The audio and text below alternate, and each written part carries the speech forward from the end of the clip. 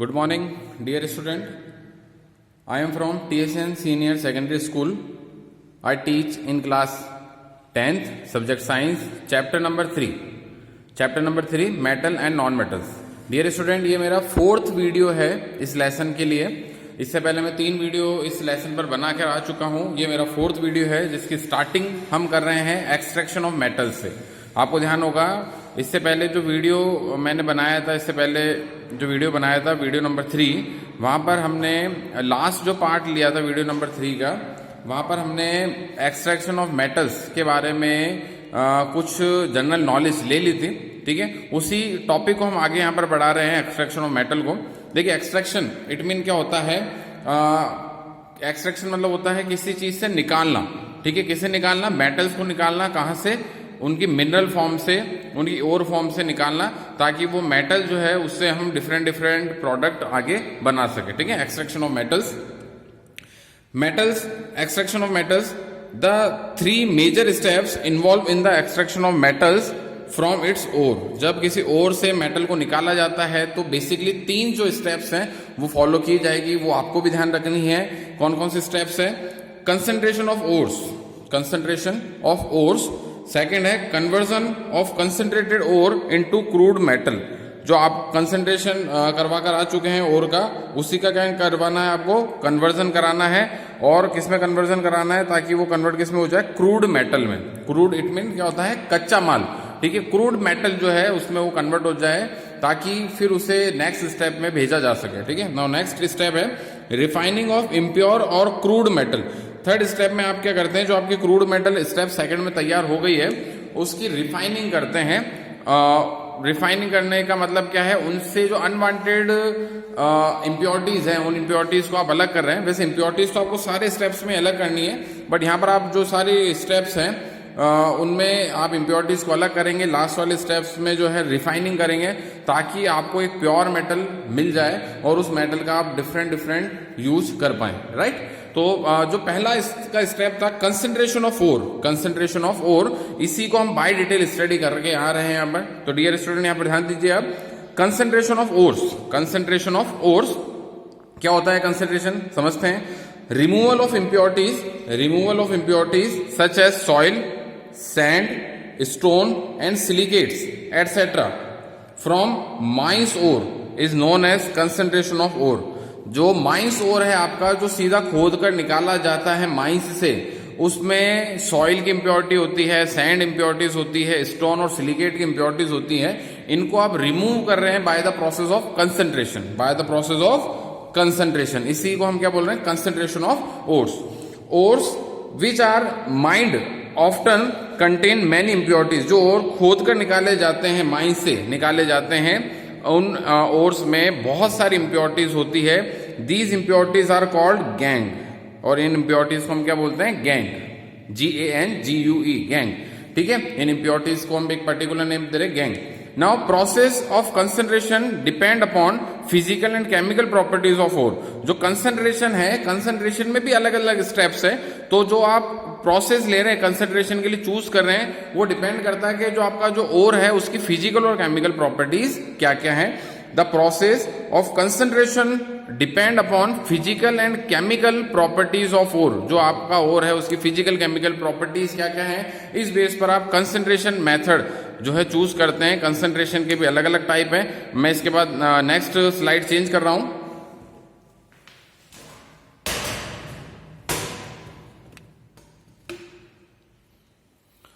Now next देखिए dear student, इसके बाद स्लाइड नंबर 2 है ये इस वीडियो की. Process of concentration.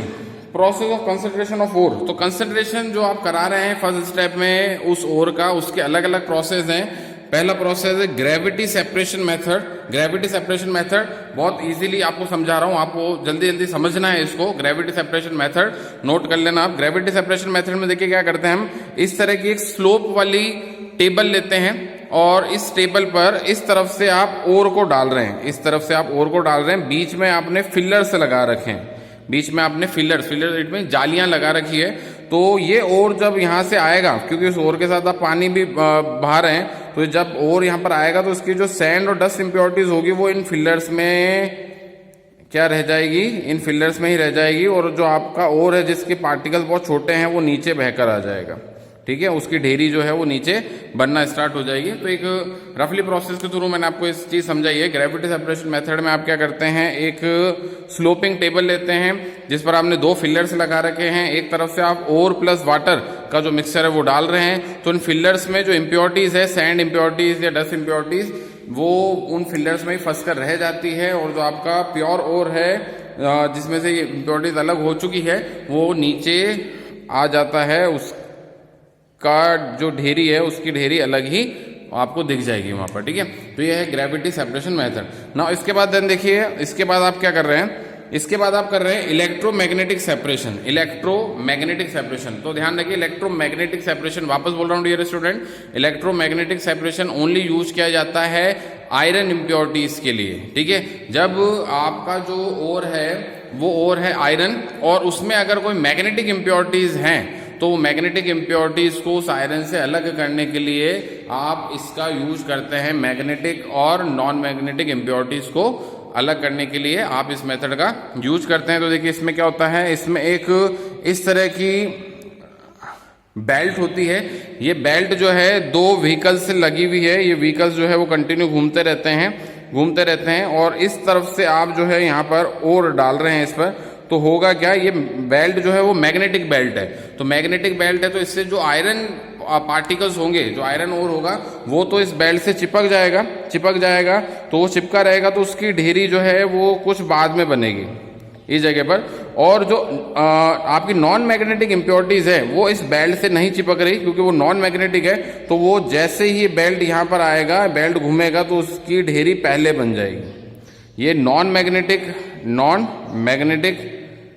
पार्टिकल्स हैं, और ये जो पार्टिकल्स हैं वो कौन से हैं, मैग्नेटिक। बात समझ में आ गया, ये नॉन मैग्नेटिक पार्टिकल्स हैं जिनकी ढेरी जो है वो पहले बन रही है, और मैग्नेटिक जो पार्टिकल्स हैं उनकी ढेरी कुछ बाद में बनेगी, क्योंकि वो बेल्ट से चिपके रह जाते हैं। तो इस तरह से आप मैग्नेटिक को नॉन मैग्नेटिक इम्प्योरिटीज से क्या कर लेते हैं, अलग कर लेते हैं। इसके लिए आप यूज करते हैं इलेक्ट्रोमैग्नेटिक सेपरेशन। ठीक है, तो इसकी थोड़ी सी डिटेल मैंने आपको यहाँ पर अवेलेबल कराई है। नाउ नेक्स्ट देखिए, इसके बाद फ्रोथ फ्लोटेशन मेथड। एक्चुअली में froth flotation method dear student आपको ध्यान रखना है, ये सल्फाइड ओर के लिए, ओनली सल्फाइड ओर के लिए ही यूज में लिया जाता है। फ्रोथ फ्लोटेशन मेथड जो है ओनली सल्फाइड ओर के लिए यूज में लिया जाता है। बहुत बार एग्जाम में पूछा जा चुका है कि फ्रोथ फ्लोटेशन मेथड जो है वो किस टाइप के ओर्स के लिए यूज में लिया जाता है, तो आपको ध्यान रखना है ओनली सल्फाइड ओर्स के लिए। ठीक है, नाउ ये तो थे कंसंट्रेशन ऑफ ओर के प्रोसेस, अलग अलग प्रोसेस थे, gravity separation method, electromagnetic separation, और थर्ड था आपका फ्रोथ फ्लोटेशन मेथड। नाउ इसके बाद हम यहाँ पर सेकंड स्टेप पर आ रहे हैं। सेकंड स्टेप जो आपने इससे पहले स्लाइड 1 में स्टडी करी थी, conversion of concentrated ore into crude metal. Conversion of concentrated ore into crude metal. ठीक है, तो आप देखिए यहां पर क्या कर रहे थे, conversion of concentrated ore into crude metal में आपको क्या करना है, conversion of metal ore into their oxide. आपको मेटल का जो ओर है आपका, उसको कन्वर्ट किस में कर लेना, उसके मेटल ऑक्साइड में, यानी कि मेटल की रिएक्शन करा रहे हैं आप ऑक्सीजन के साथ, तो क्या बना लेगा उसका मेटल ऑक्साइड। ठीक है, मेटल की रिएक्शन करा रहे हैं ऑक्सीजन के साथ, एटमॉस्फेरिक ऑक्सीजन के साथ, तो बना लेगा मेटल ऑक्साइड। और क्यों ऐसा कर रहे हैं, because it is easy to obtain metal from their oxide, क्योंकि इजी होता है मेटल को उसके ऑक्साइड से निकालना, ठीक है, रिमूव करना।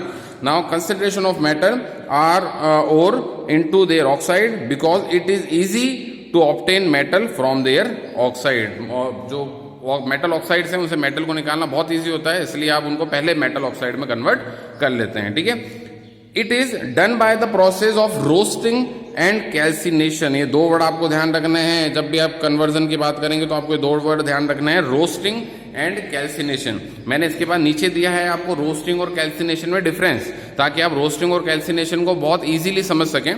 तो ये रोस्टिंग और कैल्सिनेशन दोनों ही पार्ट किसके हैं, कन्वर्जन के। ये रोस्टिंग और कैल्सिनेशन पार्ट किसके हैं, दोनों ही कन्वर्जन के, कन्वर्जन ऑफ कंसंट्रेटेड ओर के ही पार्ट है।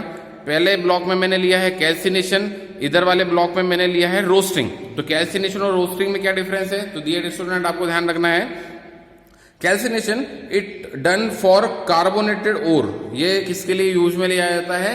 अगर आपका जो ओर है उसमें कोई कार्बोनेट है, इट डन फॉर कार्बोनेटेड ओर जो है आपका अगर वो कार्बोनेटेड है तो उसके लिए आप इस प्रोसेस को यूज करेंगे। और रोस्टिंग किसके लिए यूज की जाती है? It done for sulphide ore, ये ओनली यूज की जाती है सल्फाइड ओर के लिए, ठीक है। नाउ नेक्स्ट जो देखिए इसमें डिफरेंस क्या है, carbonated ore are heated in the absence of oxygen, carbonated ores are heated in the absence of oxygen, oxygen की अनुपस्थिति में आप इन कार्बोनेटेड ओर को क्या करते हैं? हीट देते हैं, ताकि कार्बोनेट ओर जो है वो मेटल ऑक्साइड में कन्वर्ट हो सके। तो इसके लिए एक रिएक्शन भी मैंने दी है यहाँ पर, zinc oxide ZnCO3, zinc oxide ZnCO3 solid state में है, जब आप इसे हीट देते हैं इन द absence ऑफ ऑक्सीजन, ये भी आपको ध्यान रखना है, in the absence of oxygen जब आप इसे हीट देते हैं जिंक कार्बोनेट को, तो ये ब्रेक होता जाता है जिंक ऑक्साइड प्लस CO2 में, जिंक ऑक्साइड प्लस CO2 में, यानी कि जिंक का जो ओर था उसको आपने किस में कन्वर्ट कर लिया? उसके ऑक्साइड में, जिंक ऑक्साइड में। और यही हमारा उद्देश्य था इस सेकंड स्टेप का, कि आपको यहां पर इससे किस में कन्वर्ट कर लेना है? उनके मेटल ऑक्साइड्स में, ठीक है। नाउ नेक्स्ट देखिए इसके बाद रोस्टिंग क्या है। रोस्टिंग में पहले ही बता चुका हूं, it done for sulphide ore, ये ओनली सल्फाइड ओर के लिए यूज में आती है। Sulphide ore are heated in the presence of air, in the presence of air, ये अब्सेंस ऑफ एयर था फॉर कार्बोनेटेड ओर, ये है presence of oxygen for sulphide ore, ठीक है। तो नाउ यहां पर आप देखिए क्या कर रहे हैं dear student, zinc sulphide ZnS, zinc sulphide 2 mole लिए हैं आपने इसके, 2 मॉलिक्यूल जिंक सल्फाइड, इसकी रिएक्शन करा रहे हैं 3 मोल ऑक्सीजन के साथ, 3 मोल ऑक्सीजन के साथ zinc sulphide plus oxygen heat देने पर ये कन्वर्ट किस में हो जाता है? जिंक ऑक्साइड में। किस में कन्वर्ट हो जाता है? जिंक ऑक्साइड में, प्लस सल्फर डाइऑक्साइड गैस बाहर निकलती है। देखिए आपको एक चीज और ध्यान रखनी है, यहां पर कार्बन डाइऑक्साइड गैस बाहर निकल रही थी क्योंकि कार्बोनेटेड ओर था, और यहां पर सल्फाइड ओर है इसलिए सल्फर डाइऑक्साइड गैस बाहर रिमूव होगी, बाहर इवॉल्व होगी। तो आपको ये ध्यान रखना है, दोनों ही स्टेप में आपने उन्हें उनके मेटल ऑक्साइड में कन्वर्ट किया है मेटल को, बट मेटल ऑक्साइड में कन्वर्ट किया है, लेकिन कैल्सिनेशन जो है वो कार्बोनेटेड ओर के लिए यूज में आती है in the absence of oxygen. जो रोस्टिंग है वो सल्फाइड ओर के लिए यूज में आती है in the presence of oxygen. तो zinc sulphide plus oxygen heat देने पर ये ब्रेक हो रहा है zinc oxide plus sulphur dioxide में। तो कैल्सिनेशन और रोस्टिंग में आई थिंक डियर स्टूडेंट आपको डिफरेंस पता चल गया होगा। टॉपिक आपको कैसा क्या लगा? लाइक कीजिए, शेयर कीजिए। Thank you.